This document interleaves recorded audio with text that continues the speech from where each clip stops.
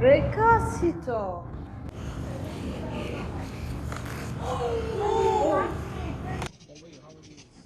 Imam 16 let, ja.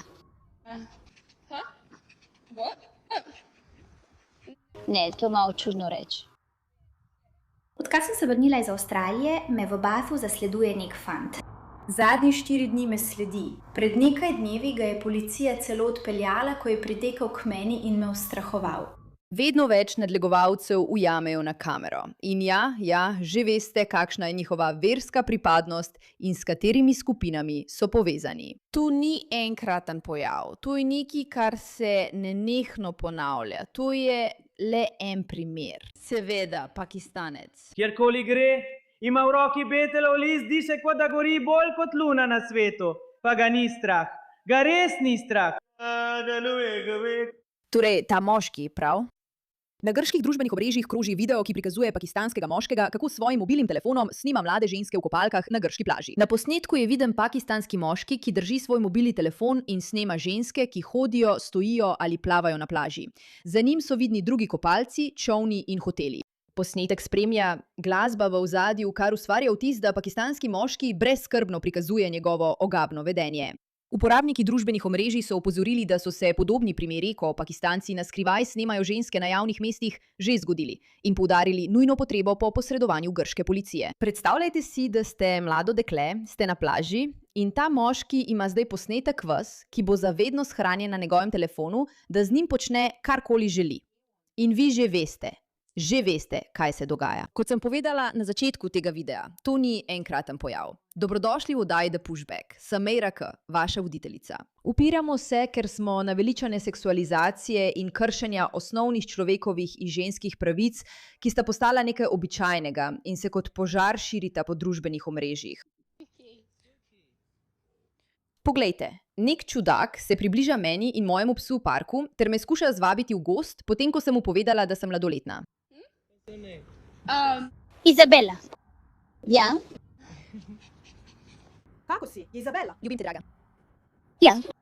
Ja, pravkar sem poklicala svojega psa sem, ja. Hvala. Pravno se je igrala. Je igriva, opazujem se. Kaj, je enako kot moj mladiček? Je ne bom pustila.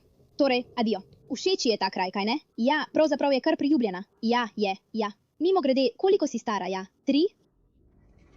Ja. Počakaj, kako so ti? Stara sem 16 let. Ja. Torej, samo pogovarja se z njo, vodi pogovor z njo. Nič posebnega, ni velika stvar. Ampak vidiš, da ji je malo neprijetno in poskuša ustaviti pogovor. In zdaj izve, da je stara 16 let, da je mladoletna. Dobro upravljeno, Suki. Stara si 6 let. Dobro, pravi Molika. V redu, daj skrbi. Hvala. Se vidimo. Končaro. Mislim, da je bilo to kar kul. Jaz bom to naredila. Kaj? Ne. To je malo čudno reči. Pridi sem, Suki. Levo. Hvala. Pridi. Pojdi. Tukaj. Dobro upravljeno. Ste vsi to spregledali? Povabil jo je v gozd. Opazi, da ima 16 let, se igra z njenim psom, je prijazen, potem pa reče, samo pridi z mano. Vsaj ta punca ima nekakšen radar, da je nekaj tukaj narobe. Moj gospod. Pred nekaj dnevi se mi je zgodilo nekaj zelo strašljivega. In tega ne govorim zato, da bi bila dramatična. Iskreno, prisežem pri Bogu, mislila sem, da bom posiljena, zabodena ali ubita. Že sem delila, kaj se je zgodilo na svojem Instagramu, ampak sem razmišljala in želela, da bi bil ta video več kot le zgodba o tem, kaj se je zgodilo, ker resnično čutim, da se mora nekaj resnega spremeniti. Britanski policijski in pravosodni sistem je zmešan. Organi pregona morajo narediti več in ljudje morajo o tem več govoriti, da bi povečali ozaveščenost. To je res, mimogrede. Če gledate te videoposnetke, pogosto lahko vidite ljudi, ki samo opazujejo ob strani. Ne vem za vas, ampak če bi videla, da moški sledi mladi deklici, bi posredovala. In ne razumem, zakaj večina ljudi ne. Da lahko preprečimo, da bi se take stvari dogajale. Odkar sem se vrnila iz Avstralije, me je v Bathu zasledoval neki moški. Zadnje 4 dni me je zasledoval. Pred nekaj dnevi ga je policija odpeljala, ko je pritekel k meni in me ustrahoval. In potem pred 2 dnevoma sem sedela zunaj v kavarni in me je zagledal. Prišel je do mene, sedel za mizo nasproti mene in me strmel. Nato je prišel do mene, vzel mojo pijačo, jo začel piti, mi jo odvzel in izrekel grožnjo spolne narave. Potem sem vstala in odšla. On pa me je približno 30 minut zasledoval po mestu v bafu. Popolnoma grozljivo je, da se takšne zgodbe dogajajo. Grozljivo. Nekaj si spustila, no, vzemi. Spustila si to, nekaj si spustila, nič.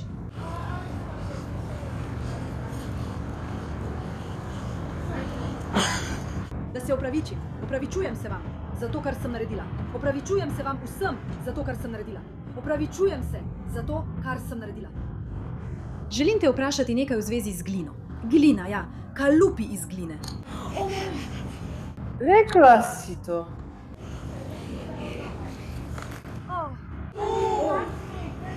Zakaj vam kažem ta video? No, ker mislim, da je pomemben. O tem govorimo, kot da gre za moško stvar, za nekaj, kar počnejo moški plenilci. Ampak to je v resnici družbena stvar.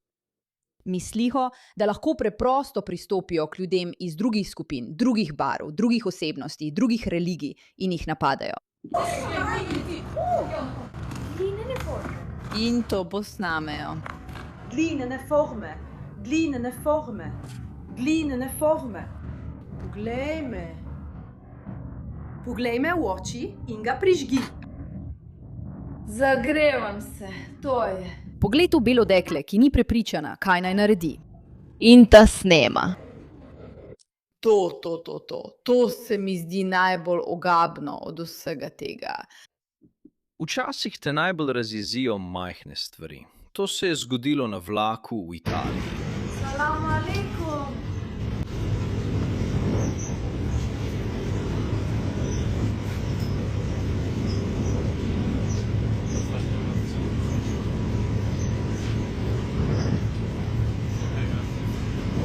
Alaikum. Ja, zdi se, da je sprevodnik skrivnostno pozabil preveriti nekaj vozovnic tam. Še ena oblika belega privilegija, v kateri vsi uživamo. Anketiranci so opazili nekaj podobnega po vsej Evropi. V Franciji, na Finskem, v Nemčiji. Ste kaj takega opazili tudi tam, kjer živite? Sporočite mi v komentarjih. Dejansko so v zvezni deželi Turingija v Nemčiji sprevodnikom naročili, naj ne preverjajo vozovnic migrantov, da bi ohranili mir. O moj bog, in potem se sprašujete, kako se to lahko kar naprej dogaja. Ohranjanje miru je evfemizem za to, da nisi nasilno napaden. Na nemški časopis se je obrnil poročen par, ki je pred kratkim potoval z vlakom Südthuringian-Bahn in opazil, da tistim, za katere so domnevali, da so tujci, niso preverjali vozovnic. Medtem ko so bili nemški potniki še vedno pod drobnogledom, je železniško podjetje sprva to zanikalo, nato pa priznalo, da je njihova politika, da imajo sprevodniki diskrecijsko pravico, da ne zahtevajo dokazila o veljavnih vozovnicah. Če menijo, da obstaja nevarnost za zaostritev situacije in se počutijo ogrožene ali zastrašene. In samo vedite, da je to samo po sebi dokaz. Če nekdo iz tujine, vas je strah. Ali to ni dovolj jasen pokazatelj?